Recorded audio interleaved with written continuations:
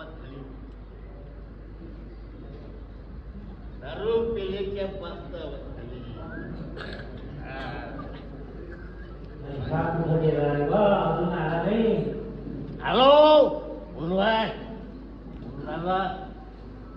खाली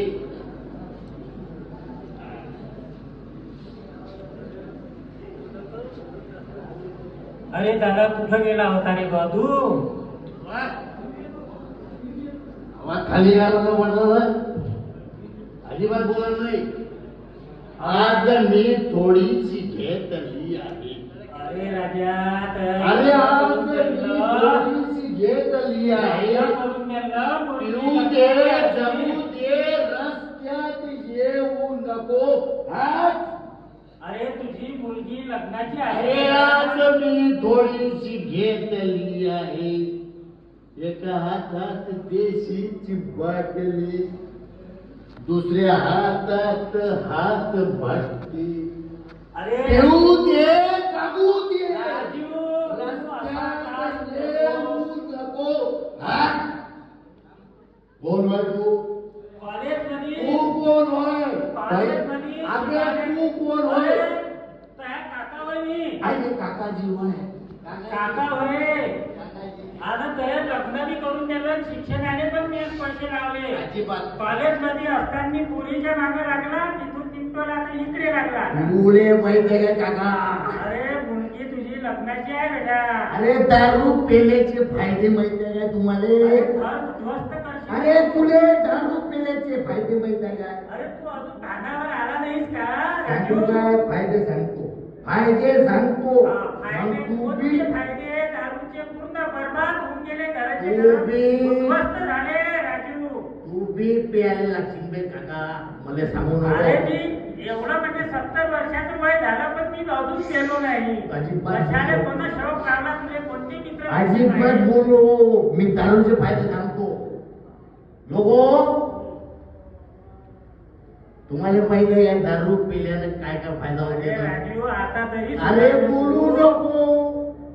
मध्यात बोलू नको. लोकांना ऐकायचं आहे दारू प्यायचं आहे. कोणते कोणते फायदे आहेत ऐकायचे आहे ना? अरे खायचे आहे, खायचे आहे. खायचे तू खायचे बघा, घरी बोलतो. खावाची सोय नाही लागत तर मला देऊन द्यावं लागते. दारूचा पहिला फायदा. तुम्हाला लागते. दारूचा पहिला फायदा सांगू? पोट्याने पाहिला. आतापासून आम्ही दारूचा पहिला फायदा. दारू पिणाऱ्या माणसाले कुत्रगाची चावत नाही. आता विचारा कसं? मी सांगतो ना तसं. दारू पिऊन अड्ड्यावरून बाहेर निघते. गावातून चालते. तमाम कुत्रे दूरूनच भुकते. अरे आता तरी पाण्यावर जायची हिम्मत करत नाही. विचारा काऊन? त्या कुत्र्याला बी वाटते का ह्या बेवळा जर आपल्या अंगावर पडला तर आपला पेचका होऊन जाईल. म्हणून दारू पिणाऱ्या माणसाला कधीच कुत्र्या चावत नाही. बरोबर? अरे बरोबर काय? बरोबर. आता दुसरा फायदा सांगू? सांगा. सांगतो ना. हे बी भल्ली गालवड पडली. याचं नाव नाही माहित भले काय होय. बरोबर. सुधांशू आहे आपल्याच घराच्या बाजूने राहायचे. अरे होय काय? हो आपला फोन. मला ओळखून येत ना राजा. अरे दारूचा दुसरा फायदा सांगू काय दादा? त्या दादाला विचारू लागलो ते दाढीवाले ते होली शंका. दारूचा दुसरा फायदा दारू पिणाऱ्या माणसाच्या घरात अजिबात चोरी होत नाही. विचारा कशी? चोऱ्याला विचारा तर मला ऐकू येईल. मग मी तसं सांग. कशी? आता मी सांगतो कशी. पिणारा माणूस अड्ड्यावरून घरी येते. घरी आला का नवरा बायको संग भांडते न बायको नवऱ्या संग भांडते आणि नवरा बी मुलाचा करत नाही. नवरा बायकोले कांडते पण त्याच्यापेक्षा जास्त बायको नवऱ्याने बद बद बद बद कांडते. स्वतः झोपतच नाही. अख्खा मोहल्ला जागवते. चोरी अख्खा मोहल्ला जागल्यावर होईल चोरी. म्हणून दारू पिणाऱ्या माणसाच्या घरी अजिबात चोरी होत नाही. माहित आहे काय? दारूचा तिसरा फायदा काकाजी ऐकून घ्या.